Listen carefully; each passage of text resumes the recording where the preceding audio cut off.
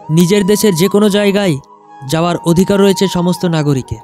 প্রধানমন্ত্রীও তার ব্যতিক্রম নন। সম্প্রতি লক্ষদ্বীপে গিয়েছিলেন প্রধানমন্ত্রী। সেখানে গিয়েই লক্ষদ্বীপকে নিয়ে একটি পোস্ট করেছিলেন তিনি, আর তাতেই জ্বলে গেছে মালদ্বীপের। তার জেরেই নরেন্দ্র মোদীকে কটাক্ষ করে সে দেশের মন্ত্রীরা বলেছেন জোকার।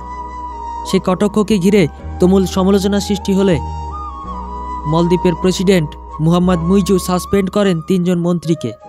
তবে তাতে বিতর্ক থামেনি। ভারতীয় পর্যটকরা মালদ্বীপ থেকে মুখ ফেরাতেই চীনের দিকে বন্ধুত্বের হাত বাড়িয়ে দিয়েছেন প্রেসিডেন্ট মুহাম্মদ মুইজু।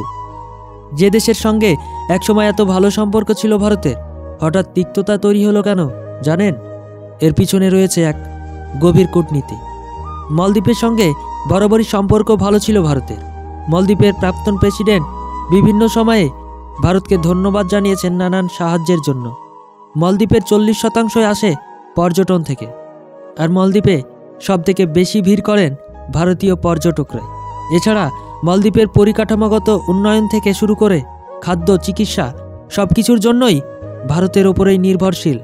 যেখানে ভারত ছাড়া মালদ্বীপ প্রায় অচল, সেখানেই কেন ঝগড়া বাঁধাচ্ছেন নতুন প্রেসিডেন্ট? 2023 সালের 30শে সেপ্টেম্বর মালদ্বীপের নতুন প্রেসিডেন্ট হিসেবে নির্বাচিত হন মুহাম্মদ মুইজু।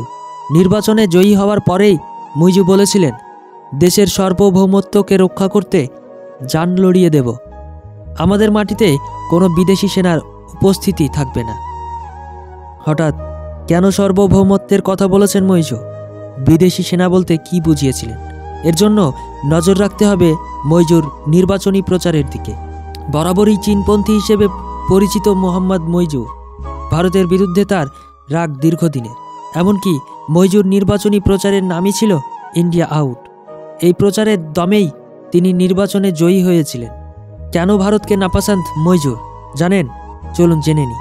মালদ্বীপে মোতায়েন রয়েছে মাত্র 75 জন ভারতীয় সেনা। ভিনদেশে সেনা মোতায়েনের পিছনেও রয়েছে বিশেষ কারণ। 2009 সালে মালদ্বীপকে হেলিকপ্টার উপহার দেয় ভারত। পরে আরও কিছু যুদ্ধ বিমান উপহার দেওয়া হয়।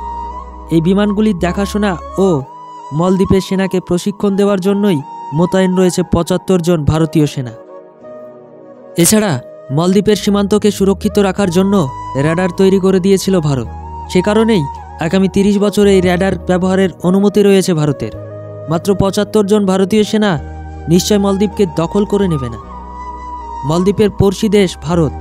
মালদ্বীপের বিপদে আপদে বরাবরই পাশে দাঁড়িয়েছে ভারত। 2014 সালে যখন চরম জল সংকটে পড়েছিল মালদ্বীপ, তখন অপারেশন পানির মাধ্যমে বিনামূল্যে জল সরবরাহ করেছিল ভারত। তার আগে 1988 সালে অপারেশন ক্যাকটাসের অধীনে মালদ্বীপকে বিপুল পরিমাণ শতাধিক জঙ্গির হাত থেকে রক্ষার জন্য সাহায্য করেছিল। করোনাকালেও ভারতই সবার আগেই 1 লক্ষ ভ্যাকসিন দিয়ে সাহায্য করেছিল মালদ্বীপকে। আর আজ তারই প্রতিদান দিচ্ছেন এইভাবে ভারতের বিপক্ষে গিয়ে।